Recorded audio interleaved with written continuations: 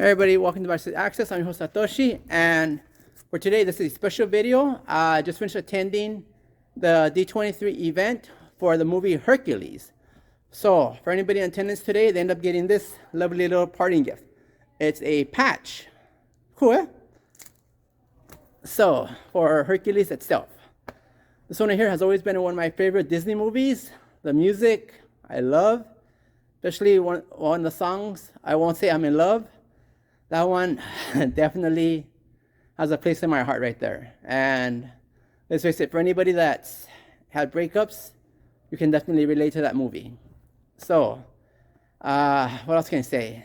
D23 events are always amazing, and stay tuned. After I'm done with my video, I had some of the pre-stuff from the showing itself, and a special little bonus footage they showed for the event itself. So, folks, always remember, link, like, and share this video. So to keep the Disney love alive. All right, folks. Once again, this is Satoshi from Backstage Access. I'll see you guys later. Bye. d23, and we're so excited to bring the magical screening series here to Orange County. Hopefully it's convenient for a lot of the locals here. And 25 years of Hercules, one of my favorite movies. And I have to say, this one actually holds a special place in my heart. Does anybody know where we premiered the Hercules movie? What city the Hercules premiere was in? New York. Yes. We actually did a very special premiere in New York back in 1997. We brought the Main Street Electrical Parade to New York City and did the premiere of Hercules there. We actually constructed a couple of Hercules floats that had all the magical lights and everything as well.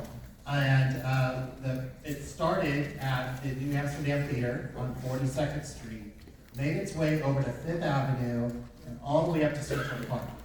And it was supposed to be a 30-minute parade. That's the watching the parade. I was fortunate enough to be one of the parade performers. And it was at the end of June, and it was about 100 degrees at night with about 100% humidity. It was not a 30-minute parade. It was a 2.5-hour parade route from start to finish, all the way to the end.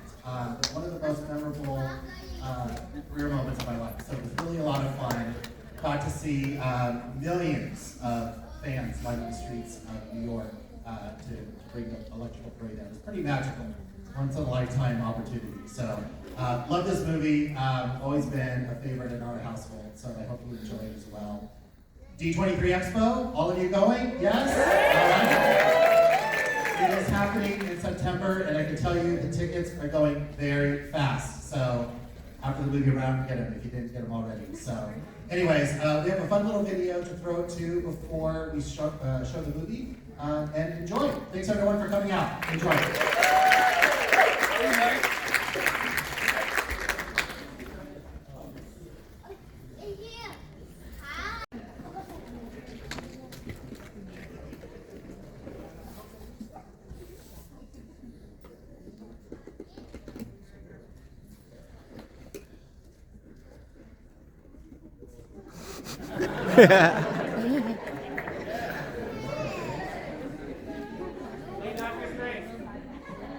25 years since everyone's favorite demigod put the Glad and Gladiator on the big screen. Here are 5 facts about Walt Disney Animation Studios' Hercules. Fact 1. Disney animators had a mountain of Olympian inspiration to redefine this classic tale for a new audience. Directors Ron Clements and John Musker took influence from superhero films and comics, screwball comedies from the 1930s and 40s, and even sports movies and stories.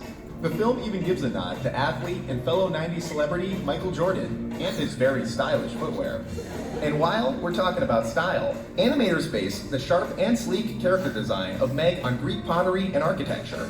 The shape of her character design is based on stacked Grecian bases, and her torso follows the design of the top of a traditional Greek column. And where there's heroines, there must also be Phil. The playful design of the satyr trainer of Hercules, voiced by Danny DeVito, was almost completely inspired by the actor. I can see it. Disney animation legend Eric Goldberg drew creative insight for the design of Phil from voice recording sessions, where even the shape of DeVito's mouth influenced how Phil sang and spoke in the film. Oh, the great Phil You know what? I'm just gonna call you Phil. Fact 2! Hercules is set to a soundtrack for the ages, and Disney found demigod-level talent with composer and Disney legend Alan Menken and lyricist David Zippel. The word gospel comes from the Greek word euangelion, which referred to a messenger bringing good news. Leaning into the story of Hercules being a literal Greek gospel, the songwriters drew heavy inspiration from American gospel music and used the muses as the traditional Greek chorus, with a bit of soul. Oh, one last thing about music. The character of Meg had a song initially written for her called I Can't Believe My Heart. It was only after the Hercules team had recorded it that Alan Menken came back having written a different song, I Won't Say I'm in Love. I can't believe that we almost never got to hear one of the greatest Disney love songs in history. Fact 3. With heroic directors like Ron Clements and John Musker, who also brought us The Little Mermaid, Aladdin, and Moana, it would be a Greek tragedy if Hercules didn't feature a few Disney references. When talking with Phil, Hercules throws down a lion's pelt, which looks a lot like Scar from The Lion King. In fact, in The Lion King, Zazu even makes a comment about how Scar would make a handsome throw rug. And both the characters of Hercules and Scar shared the same supervising animator, Disney legend Andre Estasia. When the muses are providing some killer backup vocals for Meg and I Won't Say I'm in Love, they appear as a variety of statues and art pieces across the garden, including a set of singing busts that look suspiciously close to some of our favorite happy haunts from the Haunted Mansion. Oh, speaking of Meg, Susan Egan, who voices Meg, originated the role of Belle in Disney's Broadway production of Beauty and the Beast, and worked on both projects simultaneously. When Egan was playing Belle in the LA stage production, during the day she would record her lines for Meg at the Walt Disney Studios, and then perform as Belle on stage at night. That's what I call talent from the gods. Fact 4. The animation of Hercules was a painstaking process that required creative techniques and many different resources to bring Mount Olympus from myth to reality. Much of the film is animated like traditional Greek artwork, especially the scenes with the muses. For reference, the team took a tour of historical sites in Greece and Turkey to get a feel for the real-life source material in the film. Live-action reference shots were filmed for musical sequences with the muses. These references were staged by award-winning choreographer Frank Gaston Jr. I guess no one choreographs like Gaston. Frank is also well known for working with several modern muses, such as En Vogue, Jennifer Lopez, Rihanna, Beyonce, ring any bells? The Disney animation team also used this live-action reference technique for the Hydra scene. Artists sketch poses of the Hydra while interjecting live-action reference shots of Hercules' fight choreography. And though most of the animation in the movie is two-dimensional, this scene was translated into CGI and took 13 animators working almost a year and a half to construct the epic sequence from start to finish. Those Disney animators, they're the real heroes. Fact 5. While you've seen some of the real-life inspiration, there's a pantheon of mythology crammed into Hercules. For instance, Phil refers to training mythological heroes like Odysseus, Theseus, Perseus, and Jason, leader of the Argonauts that sailed on the famed Argo.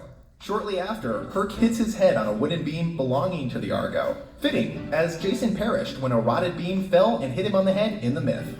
And finally, in his epic battles, Hercules fights several monsters from the myths. In addition to the Hydra, Herc also battles a lion, a bird, a bull, a boar, a gorgon, and a three-headed dog.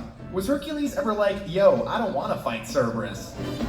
Wrong movie. Be sure to check out our other fact videos. And let us know if there's any other Disney films you would like to learn more about. Thanks for watching, and always remember that you can go the distance.